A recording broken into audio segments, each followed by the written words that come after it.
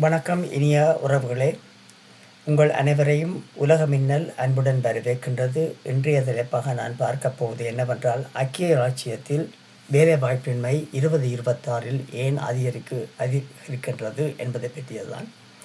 இதை பற்றி சிறிது அலசி ஆராய்ந்து பார்ப்போம். எனவே இதற்கான பல காரணங்களும் உண்டு. நீங்கள் இதை பார்த்து உங்களுக்கு தெரிந்தவுடன் பயந்து கொள்ளுமாறு வேண்டிக்கொண்டு என்னென்ன காரணங்கள் என்பதை பார்ப்போம். 2026 ஐக்கிய இராச்சியத்தில் வேலைவாய்ப்பின்மை ஏன் அதிகரிக்கின்றது? 2026 ஆண்டில் ஐக்கிய இராச்சியத்தில் வேலைவாய்ப்பின்மை அதிகரிக்கும் என எதிர்பார்க்கப்படுகின்றது. இதற்கான காரணங்கள் ஒரு பொருளாதார பிரச்சினை அல்ல. உயர்ந்த தொழிலாளர்கள் செலவுகள், கொள்கை தெளிவின்மை, அதிக பணவீக்கம் மற்றும் தொழில்நுட்ப மாற்றங்கள் ஆகியவை சேர்ந்து வேலை சந்தையை கடுமையாக பாதிக்கின்றன. தற்பொழுது சுமார் 4.7% இருக்கும் வேலைவாய்ப்பின்மை விகிதம் 2026 5% அல்லது அதற்கு மேலாக உயரலாம் என பொருளாதார நிபுணர்கள் எச்சரிக்கின்றனர். சில கணிப்புகள் இது 5.4% வரை உயரலாம் என தெரிவிக்கின்றன. அப்படியென்றால் இந்த நிலைமைக்கான காரணங்கள் என்ன என்பதை பற்றி கீழே பார்ப்போமா பார்ப்போம்.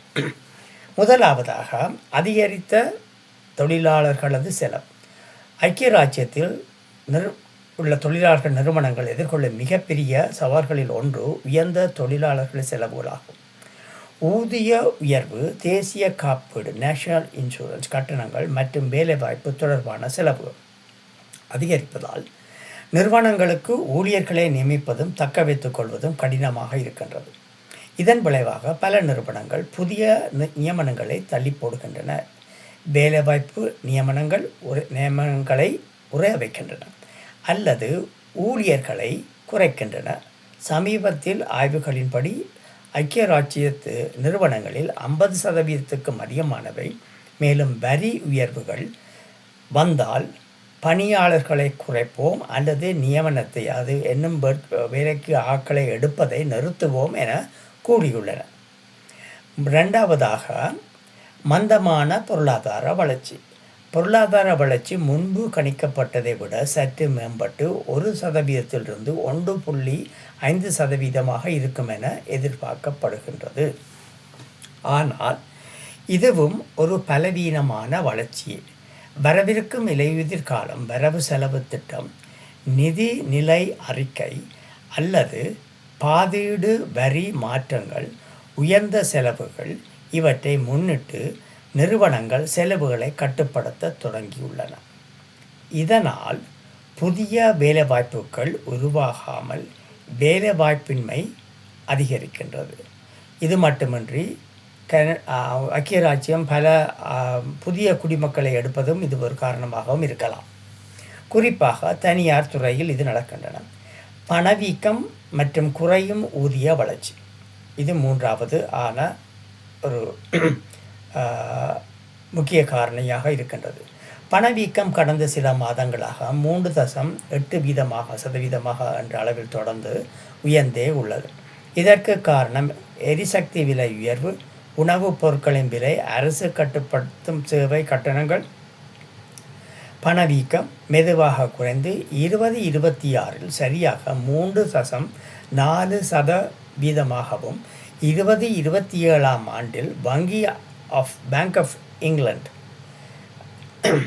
இங்கிலாந்து மத்திய வங்கி பேங்க் ஆஃப் இங்கிலாந்து 2% இலக்கை அடையும் என எதிர்பார்க்கப்படுகின்றது. ஆனால் இதன் தாக்கம் ஏற்கனவே வேலை சந்தையில் தெரிகின்றது.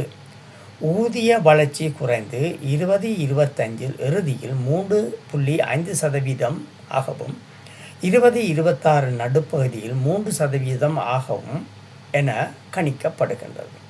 இதனால் மக்கள் செலவு குறைகின்றது, நிறுவனங்களின் வருவாய் குறைகின்றது மற்றும் வேலைவாய்ப்புகள் மேலும் குறைகின்றது. நாலாவது காரணியாக தொழில்நுட்பம், AI தானியக்கம். வேலை வாய்ப்பின்மைக்கு இன்னொரு முக்கிய காரணம் AI மற்றும் தானியக்க தொழில்நுட்பங்களின் வேகமான பயன்பாடு. தானியக்கம் என்னும் பொழுது ரோபோட் போன்ற கருவிகளை பாவித்தும் சில தொழில் நிறுவனங்கள் வேலைக்கு அமர்த்துகின்றார். தொழில்நுட்பங்களின் வேகமான பயன்பாடு. இதனால் அதிகமாக பாதிக்கப்படும் வேலைகள் அலுவலக உதவி பணிகள், கிளரிக்கல் ஒர்க், நிர்வாக பணிகள், அட்மினிஸ்ட்ரேட்டிவ் ஜாப்ஸ், தொடக்க நிலை மேலாண்மை பணிகள். தொழில்நுட்பம் உற்பத்தி திறனை உயர்த்தினாலும் பல வழக்கமான வேலைகளை அது மாற்றிவிடுகிறது. புதிய திறன்கள் இல்லாதவர்கள் வேலை சந்தையில் பின் தள்ளப்படுகின்றார்கள். ஐந்தாவது காரணியாக கொள்கை வரி தொடர்பான நிச்சயமற்ற நிலை. அரசின் கொள்கைகளும் வேலை சந்தையில் பின்தள்ளப்படுகின்றார்கள். பின்தள்ளப்படுகின்றார்கள் மட்டுமின்றி அது குழப்பத்தையும் உண்டாக்குகின்றன. முக்கியமான கவலைகள் என்னவென்றால் எம்ப்ளாய்மெண்ட் ரைட்ஸ் பில் தொடர்பான தெளிவின்மை மற்றும் வருமான வரி நேஷனல் இன்சூரன்ஸ் வரம்புகளை 2030 ஆண்டு வரை உறைய வைத்தது. இந்த வரி உறப்பு காரணமாக 48 லட்சம் பேர் உயர்ந்த வரி விகிதத்துக்குள் வருவார்கள். 6 லட்சம் பேர் கூடுதல் வரி விகிதத்துக்கு செல்ல நேரிடும். இதனால் நிறுவனங்களும் ஊழியர்களும் எதிர்காலம் குறித்து தயக்கம் அடைகின்றனர். அதன் விளைவு குறைந்த வேலைவாய்ப்புகள் ஆகும். 6ஆவதாக வேலைக்கான கடும் போட்டி. ஐக்கிய ராஜ்யத்தில் வேலைக்கான போட்டி நாளுக்கு நாள் அதிகரிக்கின்றது. ஒரு வேலைவாய்ப்புக்கு முன்பு 1.8 பேர் போட்டியிட்டனர். இப்போது 2.5 பேர் போட்டியிடுகின்றார்கள். இதன் சதவீதம். இதன் பொருள் வேலை தேடுபவர்கள் அதிகம், வேலை வாய்ப்புகள் குறைவு. 2026 பொருளாதார வளர்ச்சியின் 80% வரை அரசு துறையிலிருந்து வரலாம் என கணிக்கப்படுகின்றது.